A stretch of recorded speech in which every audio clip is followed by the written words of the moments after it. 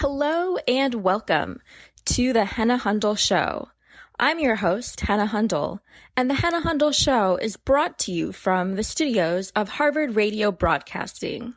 Here on the Henna Hundal Show, we feature the world's foremost experts for groundbreaking discussion within their respective fields, spanning medicine, science, technology, business, politics, policy, law, and more.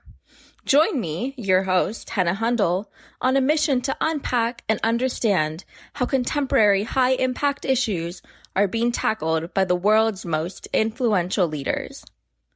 For today's episode, I'm honored to share the air with our esteemed guest, Dr. Howard Bauchner. Dr. Bauchner is the editor-in-chief of the Journal of the American Medical Association. The Journal of the American Medical Association is one of the most highly regarded, peer-reviewed medical journals in the world. In addition to serving as its editor-in-chief, Dr. Bauchner is also the vice chairman of the Department of Pediatrics at the Boston University School of Medicine. It's really an honor to interview Dr. Bauchner because, as I briefly mentioned, the Journal of the American Medical Association is truly the gold standard for responsible biomedical reporting and a wellspring of medical literature with transformative implications for the field.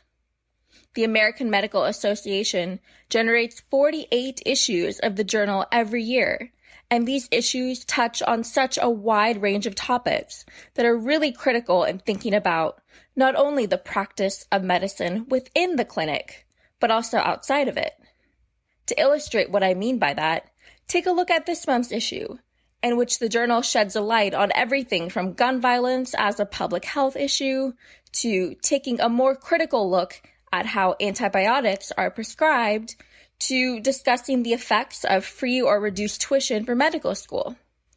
If any of these topics grab your attention, I really recommend perusing the website of the Journal of the American Medical Association further. One thing that strikes me as incredible is that the journal has really done a lot in the way of broadening its digital reach and maintaining that digital engagement with the readership. And so that's a key topic I'm going to be discussing in my interview with Dr. Bauchner, because his initiatives have had much to do with helping the journal thrive in the digital landscape. I also want you to stay tuned until the end of the interview because Dr. Bauchner and I cover a lot of other exciting ground. In particular, we're going to chat about when the journal published the only academic paper by a sitting U.S. president to date. That was in July 2016, when then President Barack Obama published his article titled United States Healthcare Reform, Progress to Date and Next Steps.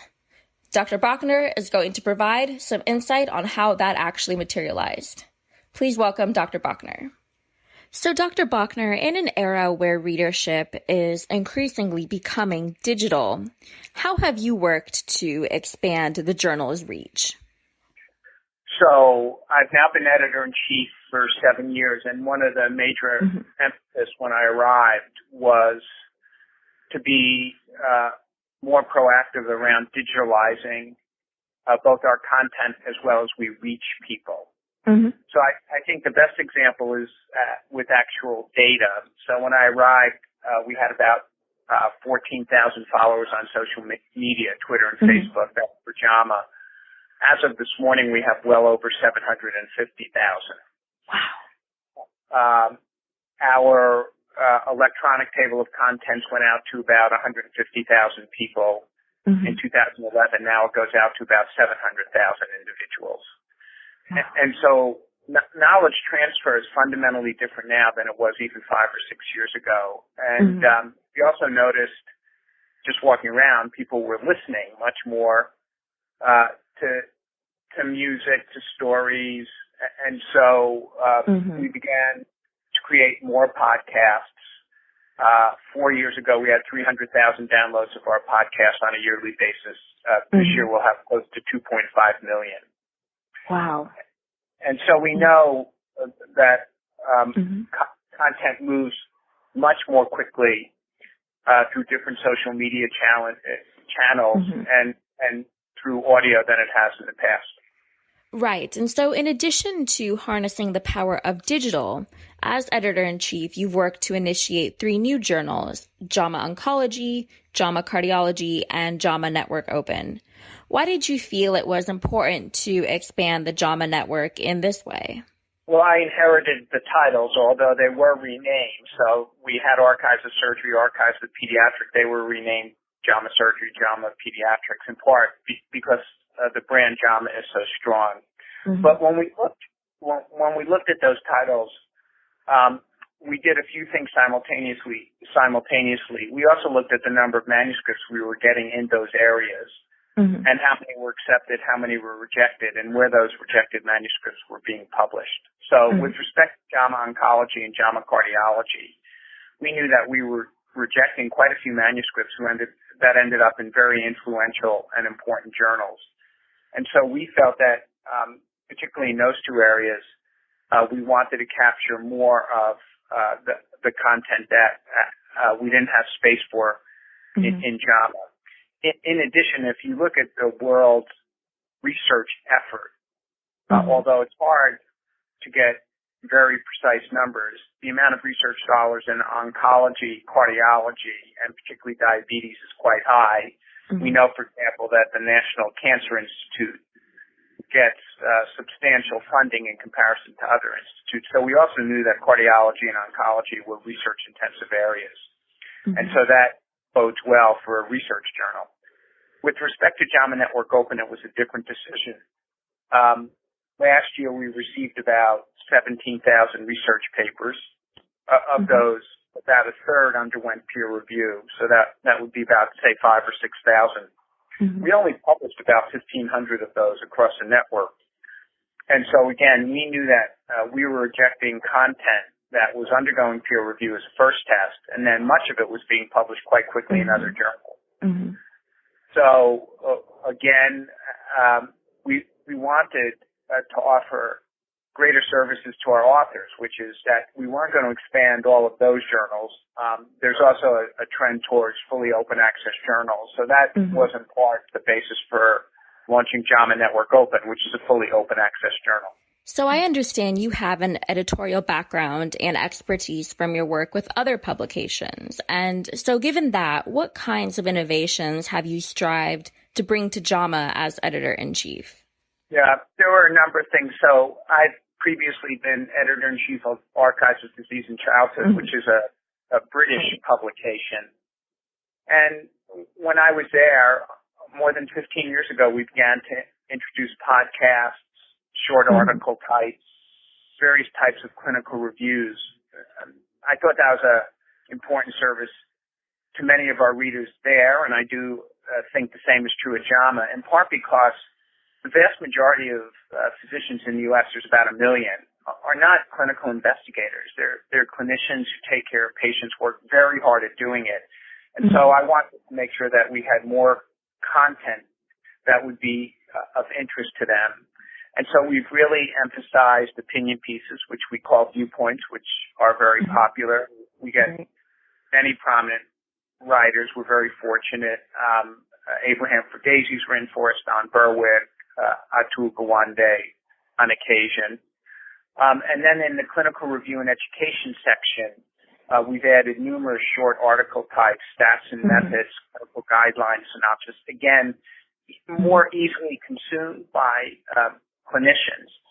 The other thing we've done is not eliminate certain article types that we know are quite popular and really emphasize not evidence, but the power of narrative in medicine. So that would be a piece of my mind, which had a long-standing presence in JAMA. Now Preeti Malani oversees that section. And I think people have commented that they're pleased that we've held on to piece of my mind, poetry. And then under Mike Berkowitz's leadership, we started an arts and medicine section, which is writing about how arts are influenced by healthcare and how healthcare influences the arts.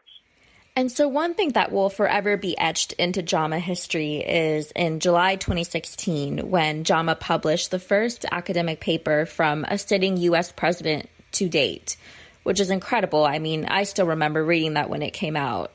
Can you tell the story about how this article by then President Obama came to be in the journal? Yes. We were contacted by the White House and asked if we would consider a piece by President Obama. Mm-hmm. We received a draft of it, and I think they were surprised when we told them that it was not consistent with what we normally publish. And even though he was president, our preference would be that he would modify it because we wanted it to be like other special communications, factual and data-driven. Right. And I was pleased. Phil Fontana Rose, executive editor, and I worked with the White House over a period of a number of months so that the paper would meet the same editorial standards that we have for all special communications. And we had enough correspondence with the White House to know that President Obama was indeed writing it. Publication was held up because there were a number of national and world events that intervened, so we had to wait about an additional 6 weeks because they didn't want it to be published at the same time where there were a number of national crises. It was an extraordinary privilege, obviously, Hannah, to publish it. I've answered many questions about it. It definitely meets our traditional editorial standards. And I think it was important because post-expansion or acceptance of Medicaid and Medicare at the federal level in the 60s, this was the first major healthcare reform at the federal level in close to 50 years. And I think it's the one time that President Obama talked more about healthcare as being a right and not a privilege, which is something he has not articulated that carefully many times. And I am happy to admit that at the time of publication, there was certainly a kind of giddiness in the office about publishing the paper. And that was an interview with Dr. Howard Bauchner, editor-in-chief of the Journal of the American Medical Association. I'm incredibly grateful again to Dr. Bauchner for joining me for that conversation. I found it really intriguing to learn about the behind-the-scenes work, if you will, of keeping a publication like the Journal of the American Medical Association producing such high-caliber content that's so widely regarded here and abroad, and that keeps us up to date on groundbreaking biomedical research and issues. I think in particular as the proliferation of digital mediums are so dramatically reshaping the way we obtain and digest news and information, it's incredibly interesting to hear how publications and outlets are harnessing the power and potential of digital platforms to broaden their reach and readership. So I really enjoyed today's conversation, and I hope you did too. You've been listening to The Henna Hundal Show, brought to you from the studios of Harvard Radio Broadcasting. I'd love to engage with you and hear your thoughts on today's episode, so feel free to connect with me on Twitter at Henna Hundal. That's at HENNAHUNDAL. You can also drop a comment for me on www.thehennahundalshow.com. Again, that's www.thehennahundalshow.com. And you can leave a message for me there, and I'd be delighted to hear about maybe something new you learned from today's episode or what caught your interest the most. Thank you again for tuning in to The Henna Hundal Show. I'm your host, Henna Hundal, and we'll catch you next week.